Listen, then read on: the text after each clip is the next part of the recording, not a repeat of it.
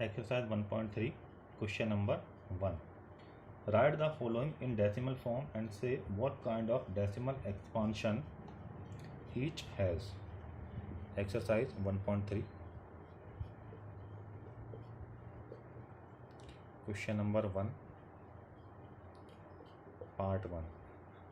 अपने पास एक फ्रैक्शन है 1/11 और हमें इसका डेसिमल एक्सपांशन फाइंड करना है. ठीक है, 1/11 सिंपली यानी 1 को डिवाइड करना है 11 से. ठीक है, 1 इज लेस देन 11 तो यहाँ पर पॉइंट पुट करेंगे और यहाँ पर लगाएंगे 0. अभी हमने देखा कि 10 अभी 11 से लेस है तो यहाँ पर लगाएंगे 0 और यहाँ पर एक 0 लगाएंगे. डिवाइड होगा 9 टाइम,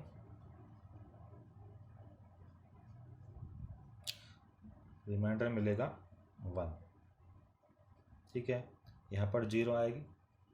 फिर हमने देखा 10 अब फिर वापस लेस हो गया 11 से तो 0 यहाँ पर पुट करेंगे, 0 यहाँ पर पुट करेंगे, 9. रिमाइंडर मिला 1, 0. 10 वापस लेस है 11 से, यहाँ पे 0 पुट किया, यहाँ 0 पुट किया, 9 फिर वापस में मिला. इसका मतलब ये है कि 1/11 को जब हमने परफॉर्म किया तो 0.090909. ठीक है, तो इसको हम क्या लिख सकते हैं, 0 और 09 के ऊपर पुट करेंगे बार, क्योंकि 09 क्या हो गया, इसका रिपीटिंग ब्लॉक है. 09 09 0 पॉइंट के बाद 09 09 09 कंटिन्यू आते हैं तो 09 इसका रिपीटिंग ब्लॉक हो गया. ठीक है, तो यहाँ पर जो इसका डेसिमल एक्सपांशन है, डेसिमल एक्सपांशन हो गया नॉन टर्मिनेटिंग.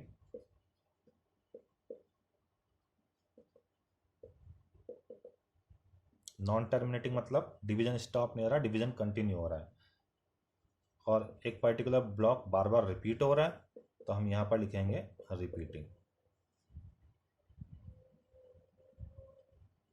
क्वेश्चन नंबर 1 ये था आपका पार्ट 2. पार्ट फर्स्ट करते हैं इसका. पार्ट फर्स्ट है 36/100 यानी 36 को 100 से डिवाइड करना है. तो 36 को 100 से डिवाइड करेंगे तो 100 से डिवाइड करने पर 0.36. ठीक है, ये जो डेसिमल एक्सपांशन मिला है इसका टाइप हो गया टर्मिनेटिंग. ठीक है, इसका एक और पार्ट करते हैं, थर्ड पार्ट. ये एक मिक्स फ्रैक्शन है. इसको जब सिंपल फ्रैक्शन में कन्वर्ट करेंगे तो सिंपल फ्रैक्शन में कन्वर्ट करने के बाद 33/8. अब इस 33/8 को वापस डिवाइड करके देख लेते हैं तो हमें इसका डेसिमल का टाइप पता लग जाएगा.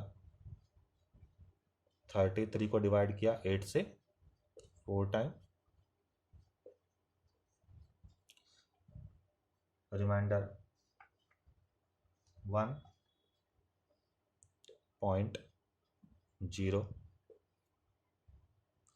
रिमाइंडर 2 0,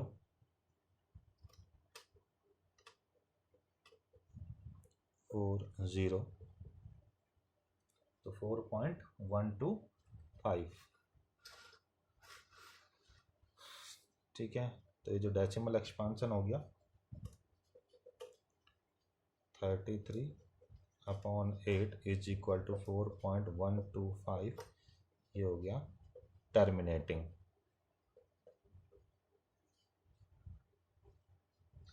ठीक है, नेक्स्ट स्टार्ट करते हैं क्वेश्चन नंबर 2.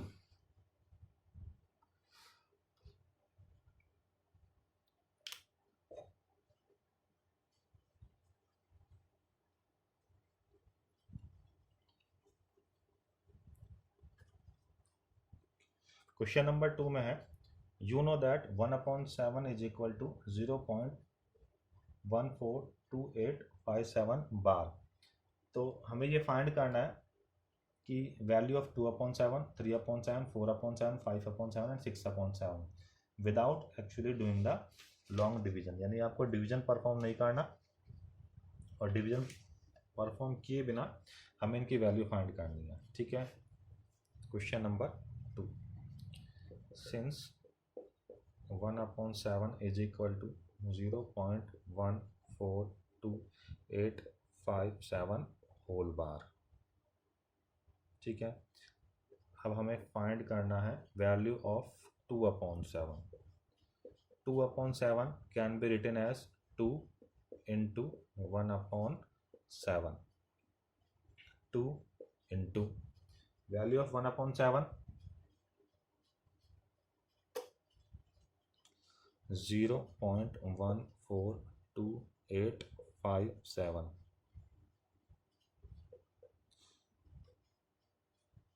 तो आप इसे इंटू करेंगे तो 0.285714, यानी हमने डिवीजन भी परफॉर्म नहीं किया और वैल्यू भी आ गई। अब हमें वैल्यू फाइंड करनी है 3/7 की। 3/7 को हम लिख सकते हैं 3 इंटू 1/7। 3 इंटू 1/7 की वैल्यू 0.142857 बार। जब आप इसे इंटू करोगे तो 0.42857 4/7 is equal to 4 into 1/7। 4 into value of 1/7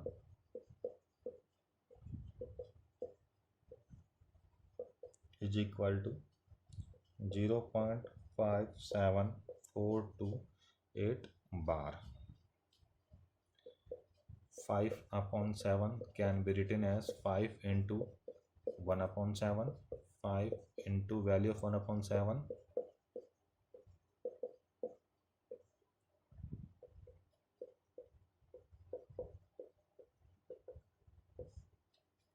last 6/7. 6/7 can be written as 6 into 1/7 and 6 into 0.142857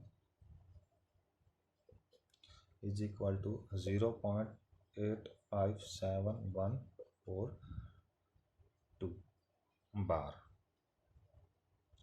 Question number 3. Now question number 2 is complete. Now start question number 3.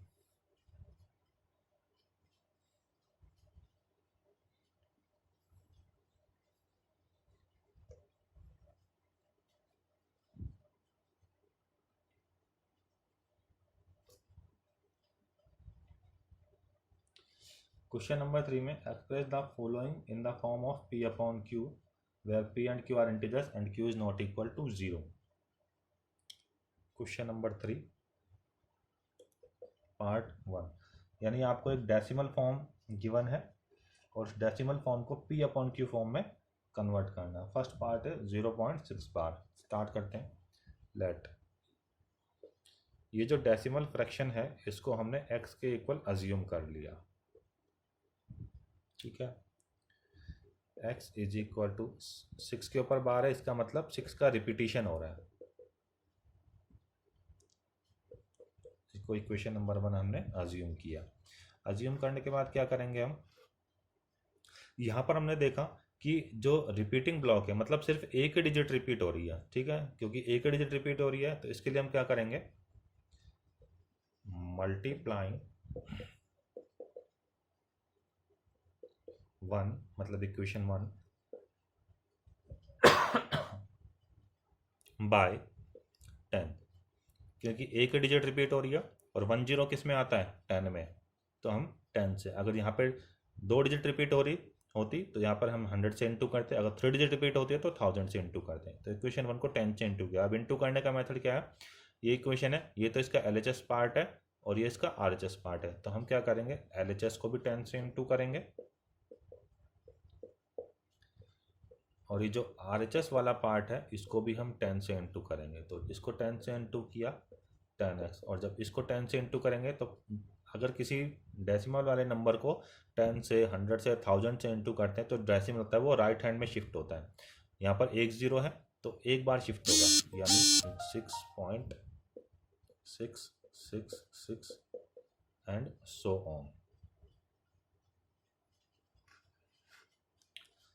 Equation number 2। अब हम क्या करेंगे, सब्ट्रैक्टिंग 1 फ्रॉम 2।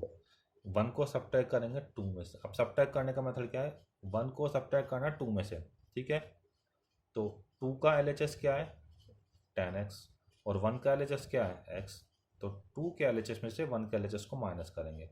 2 का RHS है 6.666 so on minus ये 2 का RHS, इसमें से माइनस करेंगे 1 के RHS को।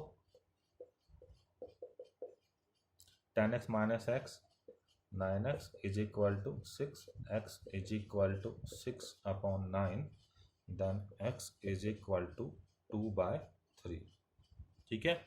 और यहाँ पर इंपॉर्टेंट चीज़ ये है कि यहाँ पर आप अपना आंसर भी वेरीफाई कर सकते हो। अगर हम यहाँ पर 2 को 3 से डिवाइड करेंगे तो यहाँ पर जो आंसर आएगा 0.666 आएगा। तो आप अपना आंसर यहाँ पर वेरीफाई भी कर सकते हो। एक और क्वेश्चन करते हैं इसका, थर्ड पार्ट।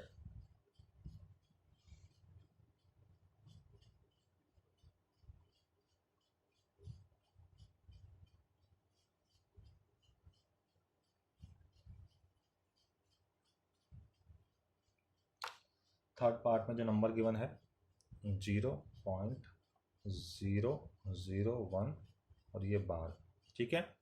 ये इसका रिपीटिंग ब्लॉक है, मतलब अगर हम इसे लिखना चाहें विदाउट बार तो कैसे लिखेंगे 0.001 again 001 again 001 and so on, ठीक है।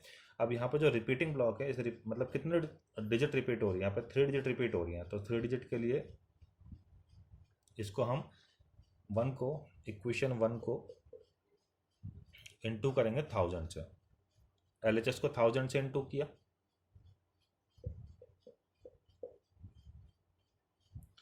और RHS को भी 1000 से इनटू करेंगे।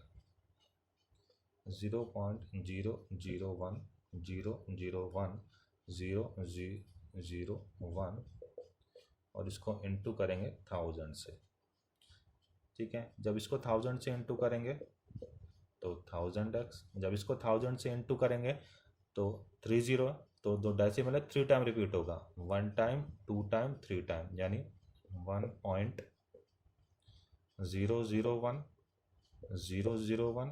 001 and so on. Equation number 2।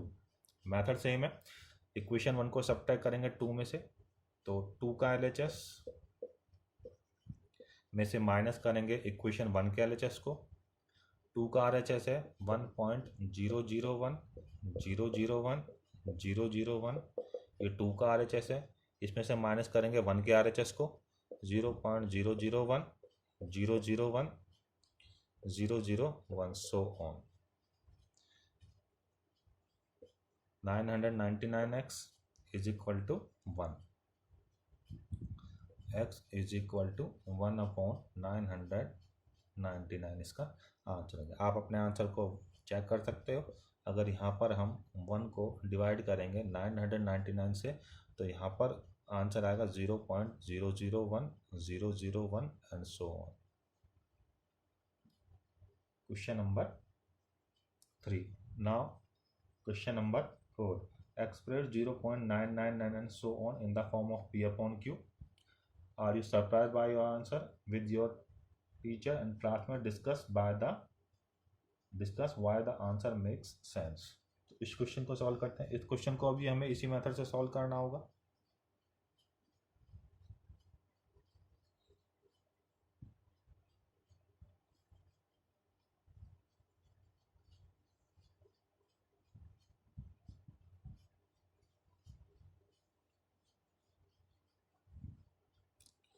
x is equal to 0.9999 so on। Equation number 1, यहाँ पर सिर्फ एक डिजिट रिपीट हो रही है, इसलिए इक्वेशन 1 को हम 10 से इनटू करेंगे। तो LHS को 10 से इनटू किया,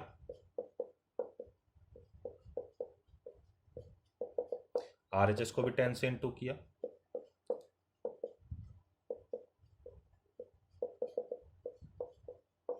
सब्ट्रैक्ट करेंगे equation 2 from equation 1।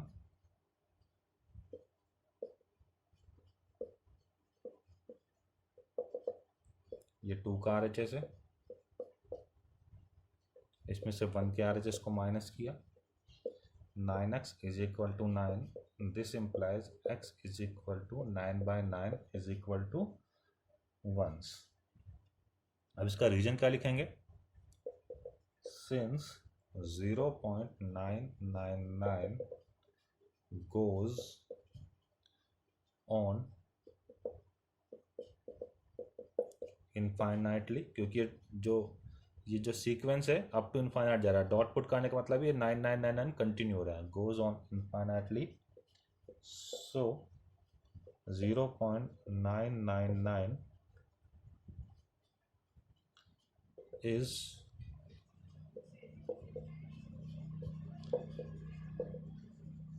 approaching towards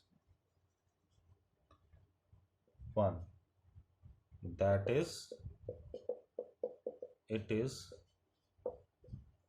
equal to 1 in the limiting form. यानी इसकी जो लिमिटिंग फॉर्म क्या है, इसकी लिमिटिंग फॉर्म क्या होगी, 1,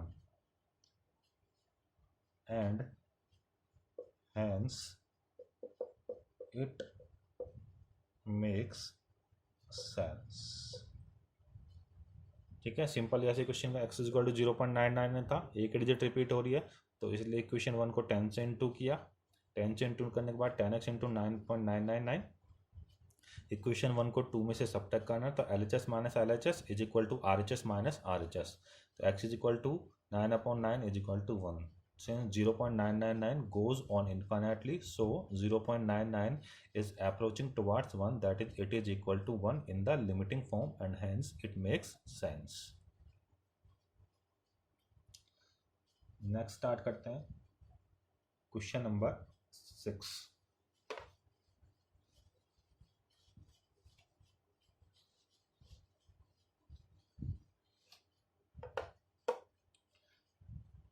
Question number 6. Look at several examples of rational numbers in the form p upon q, where p and q are integers with no common factors other than 1 and having terminating decimal representation.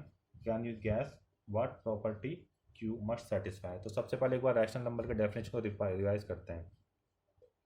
हमारे पास integer होते हैं -3, -2, -1, 0, 1, 2, 3 and so on, ये integer है। Rational number की definition क्या होती है, all the number of the form p upon q are called rational number, where p and q are integers and q is not equal to 0। यानी जितने भी integer upon integer type की form होती है, वो सारे के सारे नंबर क्या होते हैं, रैशनल नंबर। जैसे एग्जांपल 3/2 -2/7, अगर मैंने सिंप्लीफाई किया -5, तो ये भी एक रैशनल नंबर है, क्योंकि इसके डिनोमिनेटर में आप 1 अज्यूम कर सकते हो। 22/7, या मैंने लिखा सपोज 8 को हम लिख सकते हैं 8/1, तो ये सारे नंबर हैं रैशनल नंबर। अभी हमसे ये कह रहा है कि हमें उन रैशनल नंबर पे फोकस करना है जिनका डेसिमल एक्सपांशन टर्मिनेटिंग है। अब इसका मतलब क्या है, अभी हमने क्वेश्चन डिस्कस किया था 0.6 बार, और जब हमने इसकी p upon q form find करी तो आया था 2/3। इसी तरीके से सपोज हमारे पास एक और फॉर्म है 0.3 बार, इसकी p अपॉन q फॉर्म होगी 1/3। ठीक है, अभी हमने एक नंबर फाइंड किया था 0.01 बार, इसकी p अपॉन q फॉर्म थी 1। अब ये सारे के सारे नंबर रैशनल नंबर है, लेकिन जब इसका इन तीनों का जब हमने डेसिमल एक्सपांशन फाइंड किया, तो डेसिमल एक्सपांशन आता है नॉन टर्मिनेटिंग। ठीक है, लेकिन ये हमसे क्या कहता है कि हमें टर्मिनेटिंग डेसिमल एक्सपांशन वाले रैशनल नंबर पे फोकस करना है। जैसे सपोज मैंने 1/2 लिखा, तो 1/2 का डेसिमल एक्सपांशन हो गया 0.5, टर्मिनेटिंग आया। अभी हमने एक एग्जाम्पल किया था 33/8, इसका डेसिमल एक्सपांशन 4.125, ये भी टर्मिनेटिंग आया। मैंने लिखा सपोज 5/2, इसका डेसिमल एक्सपांशन आया 2.5। मैंने लिखा suppose 2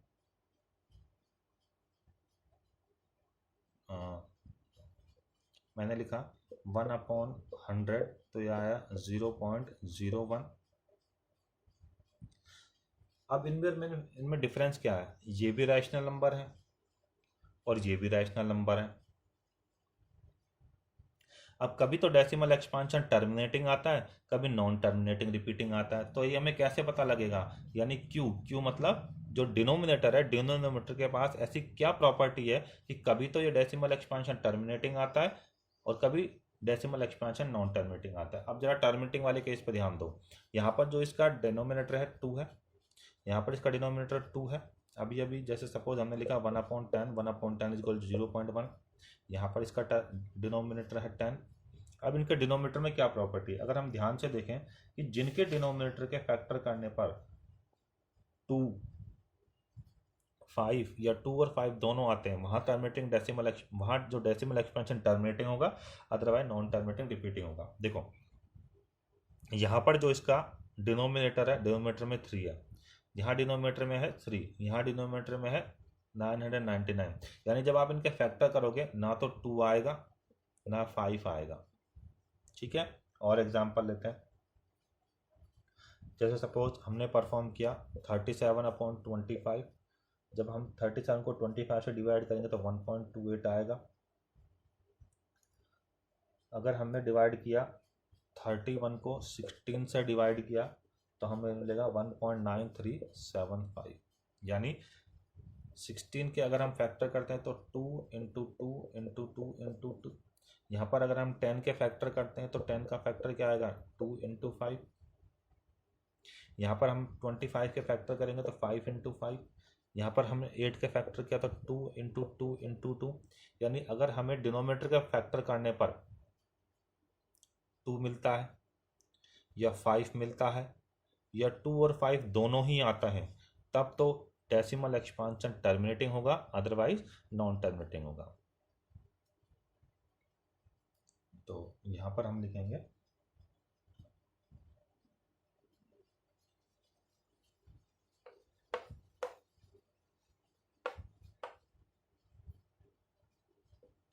in P upon Q, in P upon Q, if Q has the factors of the form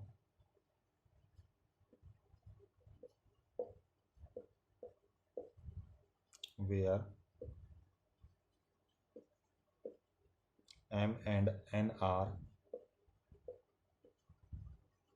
non-negative integers, then P upon Q has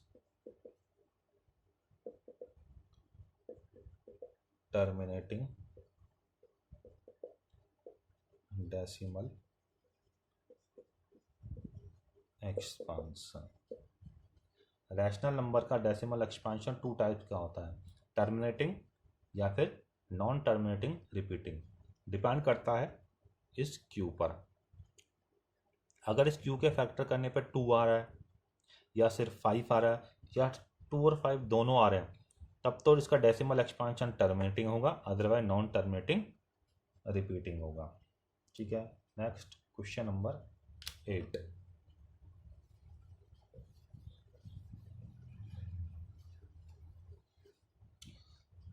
Find 3 different irrational numbers between the numbers 5/7, यानी 5/7 और 9/11 के बीच में आपको 3 irrational number find करना है। तो सबसे पहले हम क्या करेंगे, क्वेश्चन नंबर 8, 5/7 को हम परफॉर्म करते हैं, यानी 5 को डिवाइड करेंगे 7 से। 5 इज लेस देन 7, तो यहाँ पर 0 पुट करेंगे।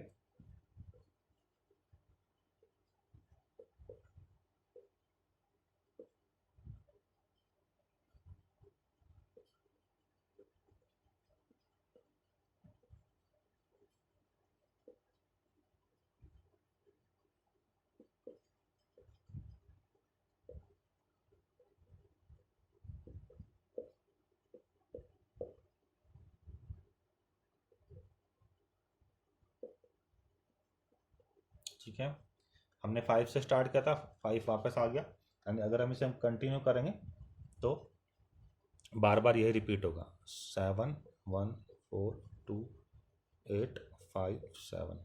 इसका मतलब यह है कि 5/7 को हम लिखेंगे 0.71428 और यहाँ पर पुट करेंगे बार, यानी अगर आप इसे कंटिन्यू करोगे तो यही पैटर्न रिपीट होगा। अब इसी तरह से हम 9/11 को कैलकुलेट करते हैं।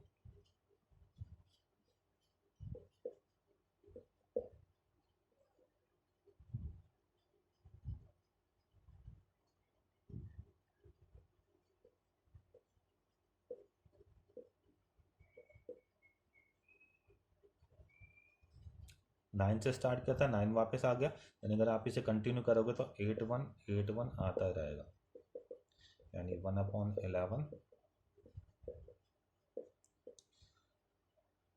ठीक है, अब हमें 5/7 की डेसिमल वैल्यू फाइंड हो गया और 9/11 की डेसिमल वैल्यू फाइंड हो गया, तो हम कहेंगे 3 irrational numbers between 5/7 and 9/11 are. अब डेसिमल वैल्यू आ गई आपके पास। अब कोई भी 3 इरेशनल नंबर हम यहाँ पर लिख सकते हैं। जैसे फर्स्ट नंबर मैंने लिखा 0.72722 and so on. Second number 0.751 and so on. 0.7828222 and so on. इससे अपना पिछले वाला क्वेश्चन भी हम वेरीफाई कर सकते हैं। 5 ये भी रैशनल नंबर है और ये भी रैशनल नंबर है, दोनों ही नंबर रैशनल है। लेकिन अगर हम 7 के फैक्टर करते हो, 7 के फैक्टर में ना तो 2 आता ना 5 आता। इस तरीके से यहाँ पे डिनोमिनेटर 11 है, 11 के हम फैक्टर करें ना तो 2 आएगा ना 5 आएगा। तो यानी इनका अगर आप डेसिमल एक्सपांशन देखोगे तो डेसिमल एक्सपांशन कैसा आएगा, non terminating but repeating.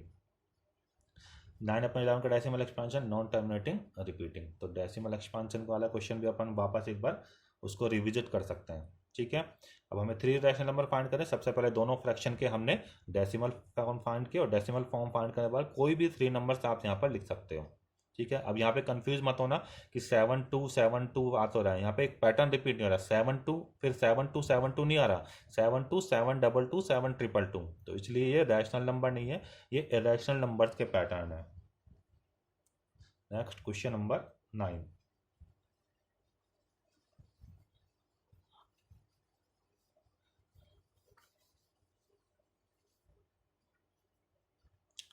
Part 1 √23। अब आपको ये पता लगाना है कि ये नंबर रैशनल है या इरेशनल है। तो ये नंबर क्या सा हो गया, is an irrational as 23 is not a perfect square. Perfect square means जिसका अंडर रूट पूरा पूरा फाइंड नहीं कर पाते, वो नंबर होते हैं परफेक्ट स्क्वायर। Second part √225। जब इसे हम कैलकुलेट करेंगे तो वैल्यू 15 आएगा और ये कैसा हो गया, is a rational number.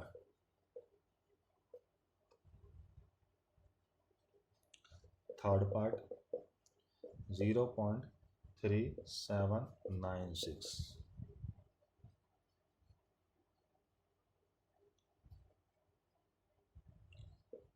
is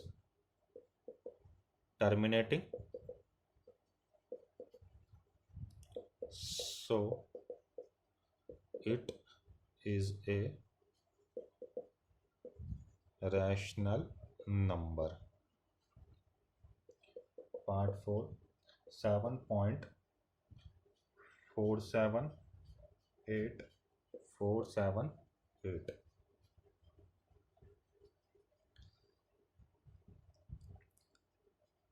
अब डेसिमल के बाद नंबर देखते हैं 478 तो यानी एक पर्टिकुलर पैटर्न है जो रिपीट हो रहा है। तो ये नंबर कैसा हो गया? Is non terminating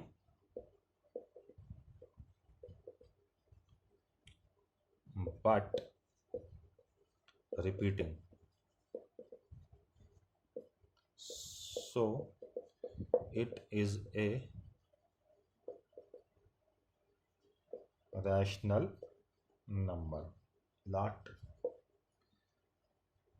1.10 100 100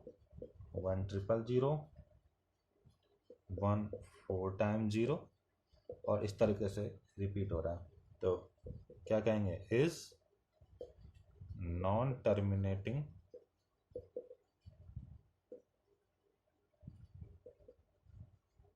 and non-repeating.